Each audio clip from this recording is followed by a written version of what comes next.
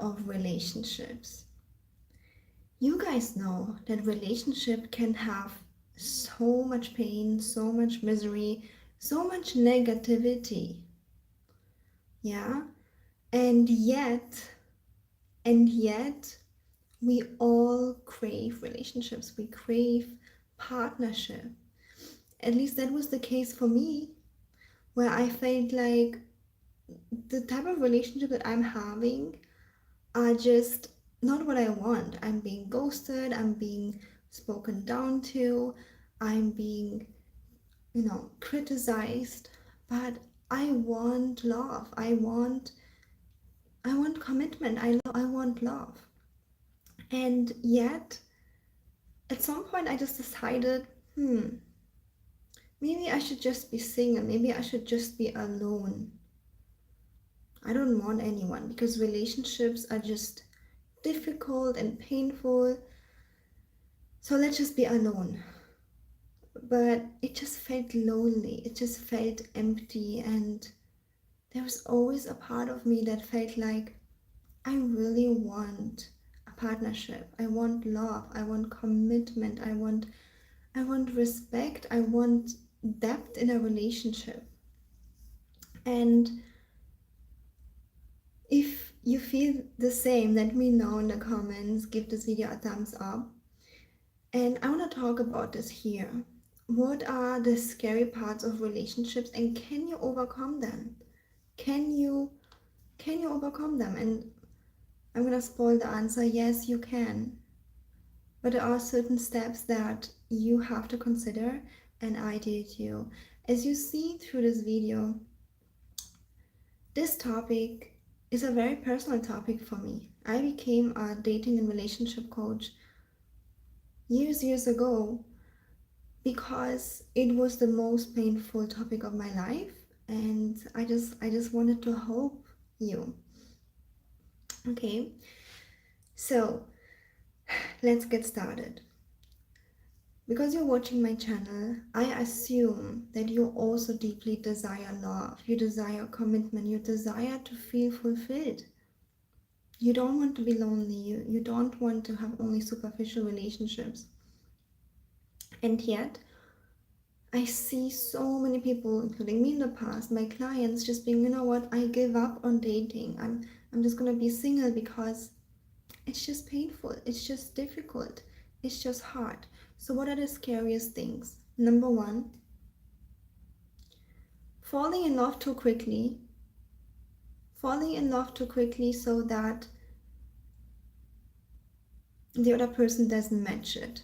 And then, you might feel like they just ghost you. You might feel like they just disappear and your heart is broken. Yeah. So how to navigate that? You should fall in love, but then you shouldn't fall in love because, but then when you guard your heart, you don't fall in love. What happens then? Most likely the other person will also not fall in love. Because a lot of the times people, it's like, it's like if you guard your heart, the other person might not fall in love either. So you see, that's confusing. And how to know how much to open your heart? So there is a solution to that. And the solution to that is having a plan. Having a plan, knowing when it's safe to fall in love. I'd say always go into any relationship with an open heart. Okay? But wait with the attachment. Wait with the attachment in sense of over investing emotionally or even financially until there is a commitment. Mutual values, mutual commitment becomes the safe space for falling in love. And if you desire more guidance on this topic, my personal guidance, you can apply for a free Love Audit Call in the comments down below. The second most scary thing in relationships is that you might be attracting people who aren't fully healthy. That was me.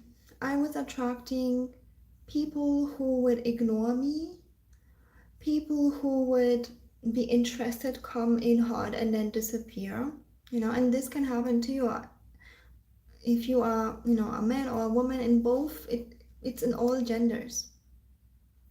So attracting people who are not fully healthy. And why do we do that? Because if you didn't have a fully healthy childhood or parents, those people feel like home, and it felt like home to me. It felt like home to me being neglected. It felt like home to me being criticized. So I attracted those people. And again, it's really painful. We want love, we want connection, we don't want to be alone, and yet we attract those people. So, the way you overcome that is you recognize patterns, what is actually healthy, what isn't, number one. And number two is really doing that deep inner work that is also touching your childhood, that changes patterns. I had clients that came to me at age 75. We've done that inner work from their childhood, and they changed the pattern, the type of people they attracted in their life. So it's like you kind of know it doesn't feel good, but you're used to it.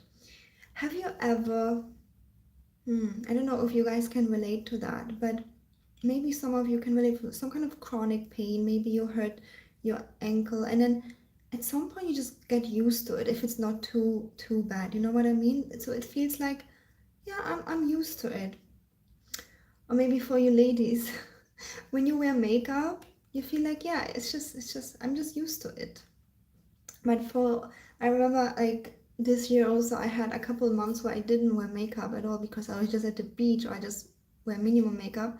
And it was just so weird to wear makeup again. So you know what I mean? It's like this toxic or unhealthy pattern become normal because it was in your childhood, and you kind of feel that it's not good, but then you're used to it. Okay, so no, you deserve to be in a relationship where you thrive, where you feel loved, safe, respected. And I know for some of you, this might be something that you don't even know how it feels like. And I was in that situation, unfortunately. So that was another reason why I had to receive so much coaching and inner work around this topic, because I personally didn't only have the conditioning I always talk about of us women in the modern world of being, high achieving. I on top had a lot of bad conditionings. So again, there's a solution to that. You have to be self-aware what is healthy, what not, and really go into the subconscious and change those patterns. And I can help you with that easily in my one-on-one guidance, so you can reach out. The link for applying for a free Love Audit Call is in the description box or in my bio. The next scary step when it comes to relationships is once you commit, once you are in a relationship, once you are boyfriend, girlfriend, engaged, married, there are patterns who are coming up, right? Like I had people telling me you have to wait 1 year or 5 years until you know the person, until you know who they really are, because there's so many stories where people change after a year or two, or after they feel comfortable and safe in a relationship because there is a commitment. And obviously we would never accept a toxic treatment that is really hurtful, right? However, that change is actually normal, but it's not normal that it stays like that. A lot of relationship at this stage either, separate, break up, because we can these days. We don't have to stay in a relationship that's miserable. Or people kind of like live separate lives. Like the woman does whatever she wants to do, the man does whatever he wants to do. Like they just barely see each other, just say hello. It's kind of like this um, roommate situation where people say, oh, we just like drifted apart. You didn't drift apart, you just don't do much together because those childhood triggers come up and you don't know how to deal with it. It's like the trash suddenly came up and you don't know how to deal with it. And the last option is for people who don't drift apart. They kind of like keep nagging at each other, and it's a uncomfortable relationship. It can go from uncomfortable to even, unhealthy and toxic. So, again, while I'm saying that it's not normal to accept any toxic traits like yelling or insults or, any sort of abuse, the triggers that come up once there is commitment are very much normal. And a lot of you subconsciously know that this might happen. That is why you want to wait for like 5 years until you commit, because you think, okay, I need to be sure. But that's not going to happen. Those triggers are going to come up for you in any case and for the other person in every single case. The answer, what to do here, is to do inner work. The work that I'm doing with you, the work that I'm doing with you, either when you're single and dating, the triggers might already come up, or later with your partner. Okay, so let me give you an example of a trigger that came up for me where I had to work through it. Because I was very much neglected as a kid. I remember as a kid coming home, I came home from school and I wanted to tell, not just my parents, I grew up with my aunts, like 3 aunts, my grandma. So I had like many caretakers, but I was highly neglected because I didn't grow up with my parents at some point. And it was just like, just go away. Like, can't you see I'm watching TV? And TV was always more important. I just felt so rejected. I just felt so hurt every single day. And then at some point I stopped even like asking. I was just like, yeah, I know. TV is more important than me. Whatever. And then once I got into a committed relationship, I saw my partner watching TV and like the same feeling came up. I'm not important. I'm neglected. I'm rejected. Whew, heavy on my heart. And as you know, this is a trigger from the past. And as you know, a lot of people might go into fight, flight, freeze. Freeze could be kind of just, let me get distracted with my work. Fight, like, how dare you watch TV when I came home? You're supposed to give me attention. Or flight, like this guy, he's not gonna be my man. He's not going to be my husband. Like, he's ignoring me just like my parents, my aunt did. He's not for me. But this is the inner work stage, okay? Where the relationship can only become stronger when you know how to do your inner work, when you know how to communicate. And obviously, two people have to be both growth mindset and willing to help each other grow and heal. Okay, so if my partner was like, I don't really give a, what about you and how you feel, whatever, I'm watching TV. Obviously, that wouldn't work. But I shared that I feel abandoned, I feel rejected. This really triggers me. And obviously, I don't want to control you to watch TV, because it's your right to watch TV whenever you want to. But I just feel very rejected, like I'm not important, not prioritized. And it would just mean the world to me if you could just turn off the TV and give me the attention that I need and give me the love that I need. And, take the time for me.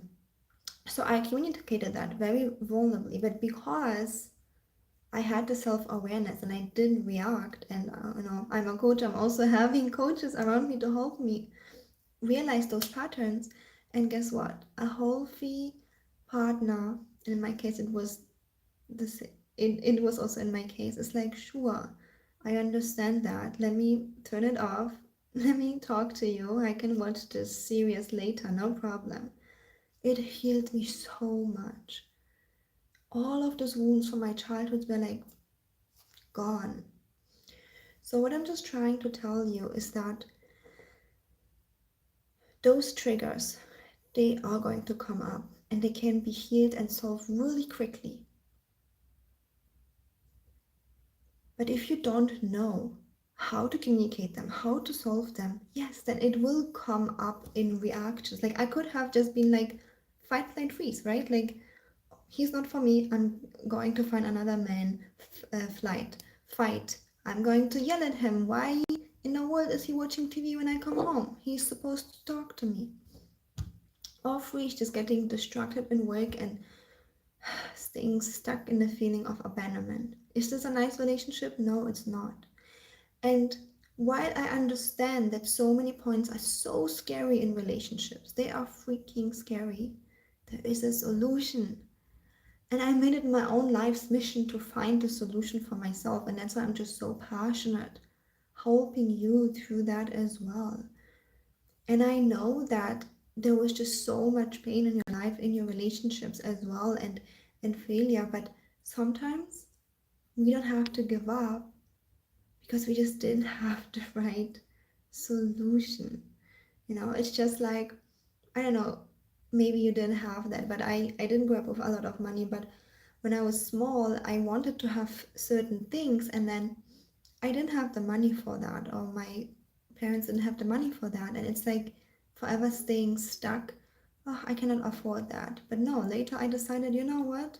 There is a solution. I just earn my money and pay it now, right? So only because in the past you didn't have that, you know, solutions for whatever you were going through, it doesn't mean that this is going to be your future. Okay, you get to have the support, and you get to have a relationship that's loving and fulfilling, right? Where you actually feel loved. And so, if you are watching this video, I just want you to learn from it that you get to have a loving relationship. And all of those patterns don't have to repeat, but you do have to be self-aware, learn the tools, how to navigate, how to communicate in a vulnerable way. All right, and if you have any questions, you want me to make videos about it, make sure to put them in the comments or email them to me. I love responding to your questions. All right, and if you need and desire one-on-one guidance with me, you can apply for a free love audit call. The link is in the description box or in my bio.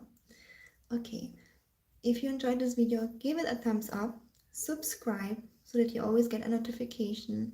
Let me know in the comments what topics you're interested in, and I see you in the next one.